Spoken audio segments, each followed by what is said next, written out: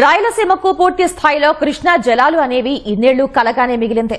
రాయలసీమకు నీళ్లు ఇవ్వాలి అనేది మొదటి నుంచి తెలుగుదేశం పార్టీ సంకల్పం. కానీ సీఎం చంద్రబాబు దీన్ని నిజం చేశారు. కుప్పానికి కృష్ణా జలాలు చేరుకునే సందర్భంగా నేడు పరమసముద్రంలో కృష్ణా జలాలకు హారతి ఇవ్వనున్నారు. కుప్పం నియోజకవర్గ ప్రజలతో కలిసి సంబరాల్లో పాల్గొంటారు. శ్రీశైలం నుంచి నీళ్లు పోతిరెడ్డిపాడు ద్వారా నీళ్లు పోతాయి. అంద్రీనివాకు నీళ్లు వస్తాయి. పలమనేరు ఎమ్మెల్యే ఉన్నాడు, పలమనేరుకు నీళ్లు వస్తాయి. పొంగునూరుకు వస్తాయి. మదనపల్లి ఎమ్మెల్యే ఉన్నాడు, మదనపల్లికి వస్తాయి. మీ లీడర్ అపోజ్ చేసినా మీకు నీళ్లు వచ్చి తీరుతాయి. వాయిల్పాడు ఎమ్మెల్యే ఉన్నాడు, మీ ఊర్లో కూడా నీళ్లు వస్తాయి, తీసుకొస్తా. మీ లీడర్ అడ్డం పడితే పులివెందులకు కూడా నీళ్లు తీసుకెళ్తా, రాయితోటి కూడా తీసుకొస్తా. కుప్పం వాసుల చిరకాల స్వప్నం నెరవేరింది. రాయలసీమకు కృష్ణా జలాలు చేరాయి. దీని వెనుక చంద్రబాబు కృషి ఎంతో ఉంది. బీడు భూముల్లో నీళ్లు పారాలనే కలను ఆయన సాకారం చేశారు. ఇదంతా రాత్రికి రాత్రి జరగలేదు. 1999 జూలై 9న ఉమ్మడి రాష్ట్ర ముఖ్యమంత్రిగా ఉన్న చంద్రబాబు హంద్రీనీవాకు శంకుస్థాపన చేశారు.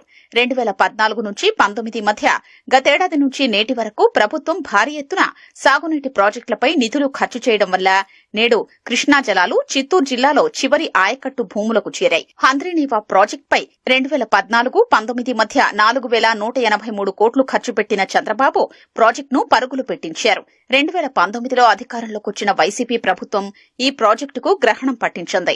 కూటమి ప్రభుత్వం అధికారంలోకి వచ్చిన తర్వాత ఈ సీజన్లో ఎలాగైనా నీళ్లివ్వాలనే లక్ష్యంతో పనుల్లో వేగం పెంచారు. రికార్డు స్థాయిలో 100 రోజుల్లోనే మెయిన్ కెనాల్ విస్తరణ, లైనింగ్ పనులు పూర్తి చేసి ప్రధాన కాలువ సామర్థ్యాన్ని 3850 క్యూసెక్కులకు పెంచారు.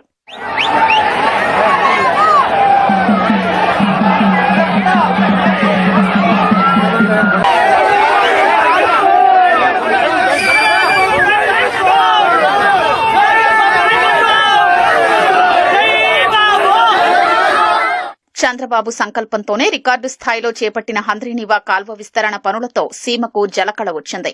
ప్రాజెక్టు ద్వారా మొత్తంగా 6 లక్షల ఎకరాలకు సాగునీరు, 33 లక్షల మందికి తాగునీరు అందుతోంది.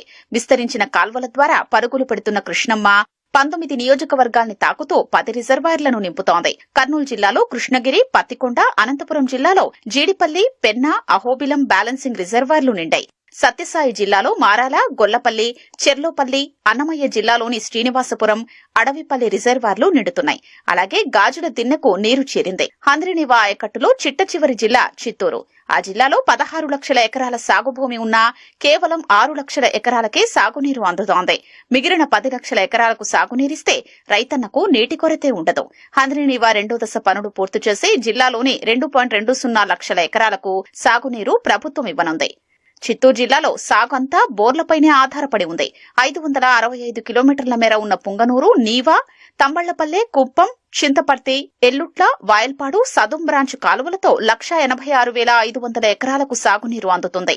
పీలేరు, పుంగనూరు, చంద్రగిరి, పూతలపట్టు, చిత్తూరు, జీడినెల్లూరు నియోజకవర్గాల ప్రజలకు దీంతో ప్రయోజనం కలుగుతుంది. 215 క్యూసెక్కుల సామర్థ్యంతో 123 కిలోమీటర్ల పొడవున కుప్పం బ్రాంచ్ కెనాల్ నిర్మించారు. 197 కోట్లతో కాలువ లైనింగ్ పనులు పూర్తి చేశారు.